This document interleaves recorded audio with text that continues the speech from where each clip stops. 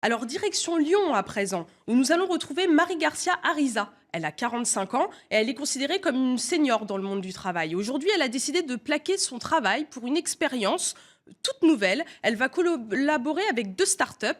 L'idée, associer son expérience aux idées de jeunes entrepreneurs. Cela s'appelle l'échange intergénérationnel. Béatrice Tardy et Christian Kongsiker étaient présents lors de ses premiers pas dans l'entreprise. Regardez. Alors Marie, premier jour de boulot? Ah ouais, c'est le premier jour. Et alors, pas trop stressée? Si, complètement. Grosse boule au ventre. Numéro 13, Ouais, le chiffre de la chance.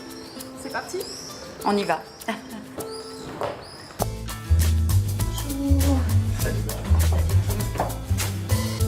Bienvenue, Merci. Suzanne, François. À peine le temps d'embrasser qu'il est déjà l'heure de la première réunion pour Marie, la plus importante, le briefing du lundi matin. Allez, on démarre la réunion. Et avec l'arrivée de Marie, qui nous a rejoint aujourd'hui, comme vous le savez tous. Bonjour Marie. À 51 ans, Marie plonge dans l'univers de Tilki, une start-up lyonnaise qui grandit très vite. 22 salariés en 3 ans, moyenne d'âge 30 ans. Ça tombe bien que Marie arrive. Il y a un stock de règlements en retard. Je vais commencer par le recouvrement alors. Tilki cartonne avec son logiciel qui booste les ventes des commerciaux, 1000 entreprises séduites. Un développement exponentiel, mais la start-up est asphyxiée par les tâches administratives. Marie est clairement leur sauveur. C'est d'ailleurs une règle. Ça fait un paquet de temps qu'on l'a identifié pour nous accompagner sur tout ce qui est administratif. Et j'avoue qu'en start-up, c'est pas la première chose à laquelle on pense. Mais là, ça commence à devenir nécessaire. C'est qu'elle nous mette en place tous les process qu'elle a déjà fait dans son ancienne boîte. Donc on veut qu'elle vienne avec son expérience et sa maturité. C'est pour ça qu'on ne voulait pas une jeune en alternance de 20 ans. On voulait clairement quelqu'un qui puisse nous apprendre des choses. Et de son côté, Marie n'en pouvait plus d'être un pion dans une entreprise à taille inhumaine. Elle n'a pas hésité à tout plaquer pour cette aventure. Le risque, c'est, on ne sait pas, peut-être ne pas faire l'affaire chez Tilki. Et après une démission, ça peut être compliqué, quoi. Mais en même temps, ce risque, tu l'as pesé et tu t'es dit, j'y vais. Pourquoi?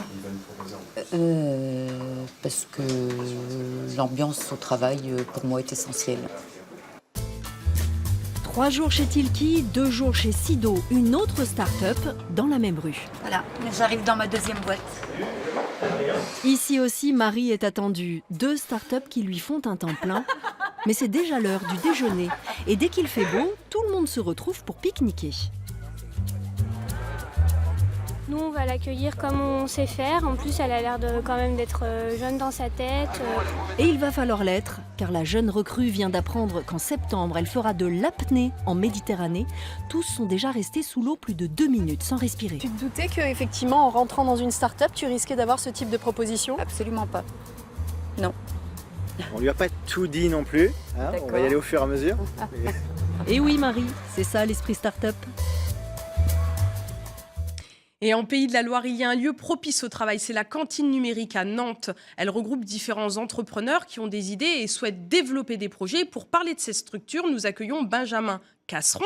Bonjour Benjamin. Bonjour. Vous êtes associé chez Externatic pour la cantine.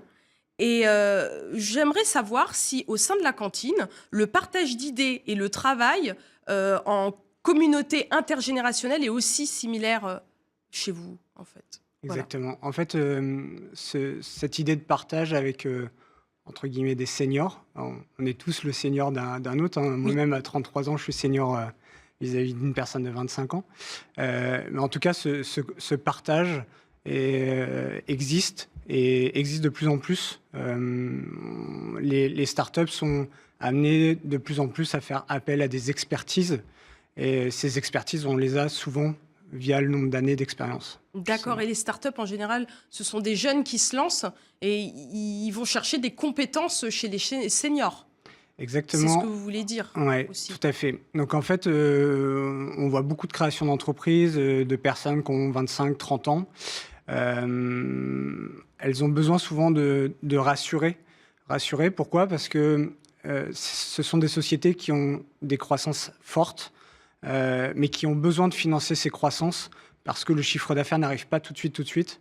Donc il faut être en mesure de rassurer des investisseurs notamment. Avec le gage des compétences, ça peut y faire. Exactement. Et rassurer des investisseurs, ça se passe notamment par le recrutement de profils expérimentés qui vont être des vrais garants pour un investisseur. D'accord. Et est-ce que c'est le schéma de demain ?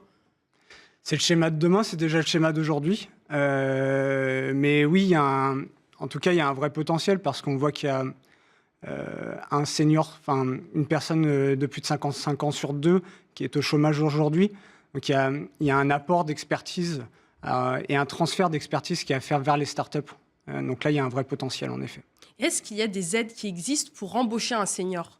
Il y a des aides qui existent, notamment en passant par des contrats de professionnalisation. Mais à vrai dire, c'est pas vraiment l'aide qui va déclencher un recrutement.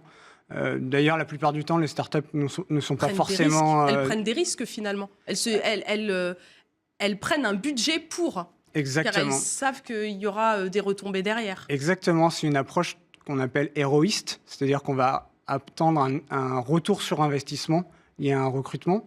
Et ce qu'il faut bien savoir aussi, c'est que les startups capitalisent aussi sur leur masse salariale et sur les hommes et les femmes qui créent cette société. Donc, recruter quelqu'un, ça se passe essentiellement par CDI en startup, c'est 92% des recrutements. Ah oui. Donc, c'est vraiment capitaliser sur l'humain et penser au futur pour faire en sorte que l'entreprise devienne une des meilleures du monde.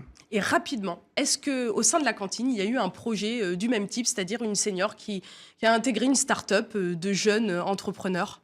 Alors moi, j'ai plusieurs exemples en tête, mais notamment un exemple d'une très belle start-up sur Nantes qui a fait appel à une expertise, un directeur commercial qui est arrivé chez eux et qui a vraiment permis de booster le nombre d'affaires qui ont été signées par l'entreprise. Et le nom de la start-up ? Akeneo. Comment ? Akeneo. Akeneo, d'accord. Ben, merci beaucoup Benjamin.